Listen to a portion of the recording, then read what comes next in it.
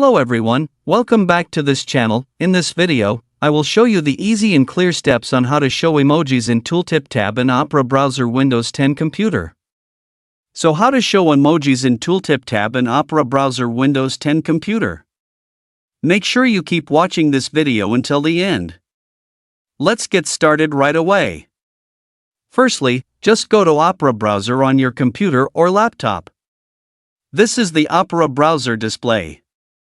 Then move the cursor to the top right of the screen. Here are lots of menu options. Then tap the three-line icon here. And a scrolling menu will appear like this, and scroll down. And tap the setting menu here. Now here it is in the settings menu. Enter the browser menu.